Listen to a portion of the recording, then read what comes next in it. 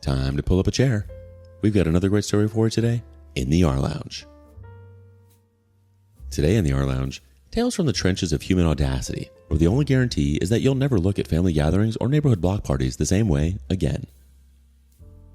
Up first, family gatherings turn into a battlefield of entitled proportions. Entitled family harasses me after my boyfriend knocks brother-in-law to the ground. So this story happened a week ago. My sister was in town to visit with her husband and 11-year-old son. My boyfriend isn't a huge fan of my sister's husband. My brother-in-law is, as my boyfriend would describe, tactic cool. Basically, he's really into military stuff even though he never was in the military, while my boyfriend was a U.S. Marine for 5 years. When they met, my brother-in-law tried to act all buddy-buddy and even said, "These people don't understand warriors like us." My boyfriend finds it annoying that both my brother-in-law is trying to claim warrior status while being a banker, and my boyfriend is not fond of the military after all it did to him, so he gets ticked off when people idolize it. But the problem started when they came over. It was a generally nice night other than a passive-aggressive remark by the brother-in-law when he learned I was not cooking, but in fact my boyfriend is. I'm a terrible cook, and he's amazing at it, so he generally cooks. After dinner, we were all getting caught up in the living room, and their son, Jack, was getting bored and started walking around. My boyfriend got up after him to watch over him as an excuse to get out of the conversation. This is what my boyfriend said happened. He followed Jack around the house until Jack said he was bored. Trying to be a good uncle, my boyfriend offered to show him his office, and they went inside. My boyfriend is protective of his office. Only him and I are allowed inside. So this was a big deal. But my boyfriend wanted to be a good host and uncle. So he showed Jack around the office, showed him his Warhammer armies, the knives he forges, his gaming PC, and everything else. Boyfriend has too many hobbies. Until they got to a locked cabinet. Jack asked why it was locked. My boyfriend explained his guns were in there, and if his parents allowed it, he would take Jack shooting one day. A little while later, my brother-in-law followed them into the office. My boyfriend was annoyed he was in there, but felt he couldn't kick him out as his son was in there, and he had the right to be there. Brother-in-law started talking to him about my boyfriend's guns and wanted to see them. My boyfriend was hesitant, but felt there was no harm because brother-in-law is a grown freaking man. Also, he keeps his ammo in the garage across the house. He opened the cabinet and asked my brother-in-law not to touch them unless he hands them to him. My brother-in-law promptly ignored this, grabs a gun from a rack, does not check if it's clear. My boyfriend emphasizes that this is a huge no-no, and starts waving it around. My brother-in-law then thought it would be funny to pretend to shoot his son, so he pointed the gun at Jack. My boyfriend reached for the gun, knocked brother-in-law to the ground, and secured the gun. Then all hell broke loose. Brother-in-law started screaming at my boyfriend, and my sister ran to check what was going on, and my sister started screaming about how my boyfriend could let her son near a gun. My boyfriend isn't a yeller. He's not afraid of confrontation, but he never yells. He just calmly put his gun away, locked the cabinet, looked at me with a "these people are idiots" look, and waited for a lull in the screaming. He told them, "Get the F out." Brother-in-law got in his face and acted like they were going to fight. My boyfriend just stared him down until brother-in-law backed off. Boyfriend's 6'3", muscular, and carries himself like a former Marine. He basically just stared my sister and brother-in-law out of the house, never raised his voice, never said anything threatening. But after that, the story that my family was told is that he's a sociopath with an arsenal, has PTSD, and all of them are blowing up my phone trying to get me to leave him. Apparently they even called the cops, but we live in his hometown. The local sheriff taught my boyfriend how to hunt as a kid, so the sheriff knew it was a BS report, but still reached out to me to confirm. I assured him and my family countless times that he is not dangerous or hurting me. It's starting to get to me, and I don't know what to do. My boyfriend is concerned for my mental health, but he told me he couldn't care less what they were saying about him. I'm probably going to go low contact until this blows over. I'm just glad we live a couple states away so they can't harass me in person. Let's see how the community reacts. First up, any moron that doesn't know how to handle a gun and just points it at a child without knowing whether or not it's loaded needs a swift kick in the butt. Honestly, I think they need more than that, but I'm trying not to be too aggressive. I am former military as well, and I would have kicked them out of my house too, and they would never be allowed back. If you do not know how to handle a gun properly, do not handle a gun at all, and never point it at another person that you don't actually want being hit by a bullet. Your brother-in-law sounds like an idiot who wouldn't have survived a single week in the military. The next person responds, I genuinely don't understand how someone can pretend to be military man around an actual military man and then scream like a stuck pig when shown what the difference is in a very reasonable confrontation. Your boyfriend seems to care more about your nephew than the brother-in-law. I don't know if Jack was old enough to realize what was happening, but I know I've had a loaded, safety-off gun pointed at me for fun by my stepdad and the absolute fear I felt will forever stick with me. So I really hope he's okay. I reckon you can explain to the people crapping on you what happened because they likely twisted the story to fit their narrative. If they used 2 brain cells and figured it out, then super. If not, then definitely low or no contact. The comments are absolutely right. Anybody in their right mind knows not to point a gun at someone, especially their own son. And again, your boyfriend seems to be the only one to be looking out for your nephew. How stupid would your brother-in-law have looked if something would have happened to his own son by his own hand? Some people are all talk, and that includes your brother-in-law. It's not cool to play with guns when you have no idea how to play with them. Update. I thought it best to just make a new post. Thank you all for your supportive comments, and I'm sorry I haven't responded. But there were some stuff that has happened. I followed your advice and I contacted the family members I am closest with and told our side of the story to mixed responses. Some people believed us, but unfortunately most either didn't believe us or they did but still pushed me to leave my boyfriend. Apparently, the thought of a man that could disarm and knock a person to the ground is so violent, only a PTSD-ridden psychopath could commit such an act. One surprising thing that came out of this is apparently the sheriff, who is an old friend of my boyfriend and his father, reached out to boyfriend's father, and his family started coming in for support. It was a bridge that needed to be built, albeit in a weird way. I never dug much into it, but boyfriend was estranged from his family. Basically, he's the son of some local powerful man. His mother, who died a while ago, was physically and mentally abusive. His father didn't know because he was too busy at work. Boyfriend was expected to go to an Ivy League college and be some politician or something. Boyfriend believed this would be selling his soul, so he ran off and joined the Marines. He just needed to run away from that life, and it just festered for years. Neither party brave enough to reach out until this incident. His entire family reached out to offer support. His brother and his wife came over a few nights ago to meet me and have dinner. His father put us in contact with his lawyer in case they tried again, and we're planning a dinner with the whole family. Boyfriend seems happy. Honestly, both me and him feel like we've refound a family. My family has been thoroughly unsupportive of me, and this isn't the first time. After telling my side, I went to no contact with them, and I hoped that's the end of it.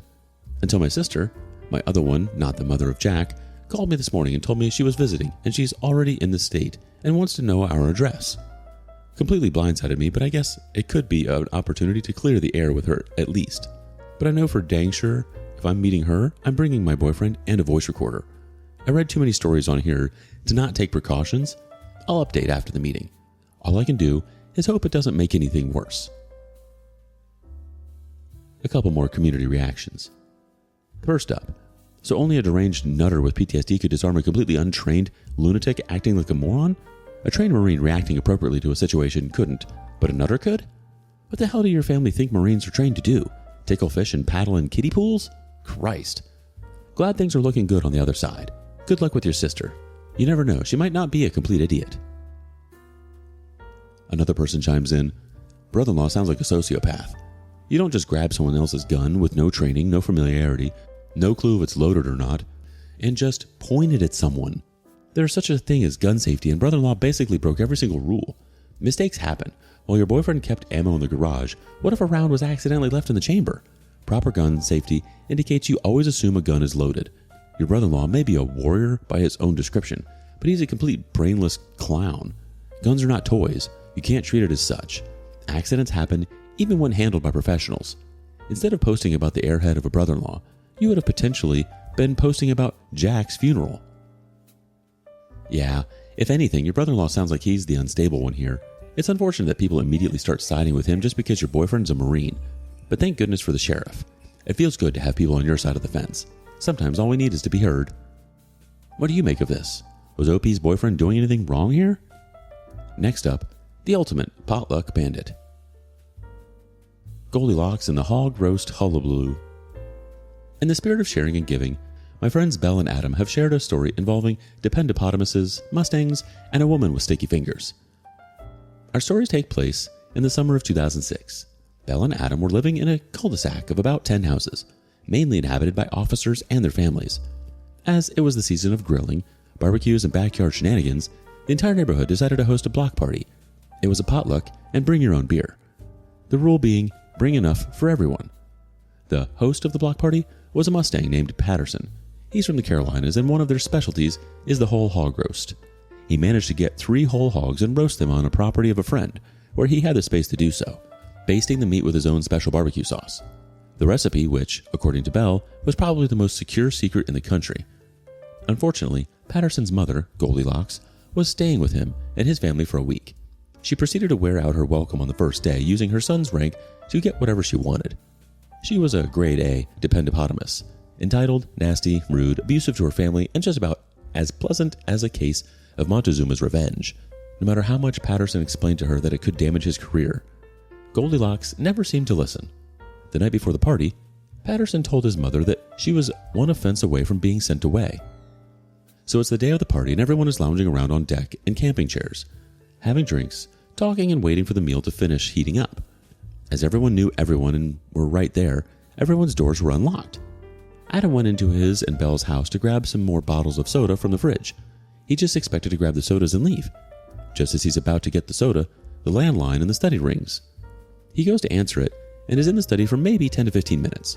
He hears the front door open and close. A few minutes later, the front door opens and closes again. He thinks it's Belle and doesn't think much of it. That's until he hangs up and goes back to the fridge. And something was missing. He and Belle had made some cheesecake to bring to the party, keeping it in a sealed container. And that was missing. He thought that was odd, but grabbed the soda bottles and headed out. After loading one of the coolers with the bottles, he sought out Belle and asked her if she had gotten the cheesecake out of the fridge. Confused, Belle said, "No, I haven't. Why?" "Because someone took out the cheesecake." Just then, one of their neighbors said, "Now that you mention it, the Tupperware container of ambrosia salad I made is also missing." Word spread faster than a wildfire and it eventually came out that everyone's house was missing something, either from the fridge or the pantry. Patterson looked around, his eyes stern. Belle asked him what was wrong. He just said, "Something I should have done a long time ago," and headed into the house. 20 minutes later, a taxi pulls into the cul-de-sac, stopping right in front of Patterson's house, which is at the end of the block. Everyone is confused when all of a sudden they hear shouting from inside the house. And not just any kind of shouting, it's drill sergeant shouting. Goldilocks comes running out of the house, carrying her bags and looking like she had seen a ghost. Patterson is on her heels, a framed photograph in his hands. He was yelling at her, "You're never coming back here again. Do you hear me? If I so much as smell one of your farts around us, you will be out of the state faster than you can sneeze." Goldilocks got into the taxi and they took off. Everyone watched as Patterson became calm and looked at everyone. "Folks, I want to apologize for my mother's behavior. As of right now, she's no longer part of my family. Now let's party like it's going out of style." A couple of days later, Belle decided to ask Patterson what happened. He revealed that Goldilocks had decided to steal food from all of the houses on the block. When he overheard the comments about the missing food, he found her throwing everything into several trash bags. It's then he called the taxi to take her to her sister's house. She lived in the same city, and confronted her. Apparently, Goldilocks decided to complain about how the food wasn't good enough. He then told her she had 20 minutes to pack up and get out of his life forever, or he was calling the police for theft. Goldilocks tried to gaslight him by saying, "You wouldn't leave your old mother out high and dry now, would you?" At this, Patterson had unleashed his inner drill sergeant and shut that down. He stood there, watching her pack and following her out to make sure she couldn't try anything dumb. As she was walking towards the door, she passed a framed photograph. The photograph in question was him with his grandfather, a veteran, who died shortly after it was taken. It's the only photograph of the two men in uniform. Goldilocks decided to take it.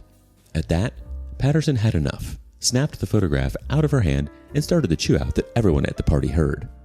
He was good to his word and had nothing to do with Goldilocks ever again. Whoa, looks like Goldilocks traded her porridge for a side of petty theft. Her sticky fingers met their match, and she got a one-way ticket out of Flavortown. Kinda ironic how Patterson had his secret sauce recipe guarded tighter than Fort Knox, but little did he know he'd need to protect more than just his hogs. Do you know someone like Goldilocks? Tell us your stories in the comments below.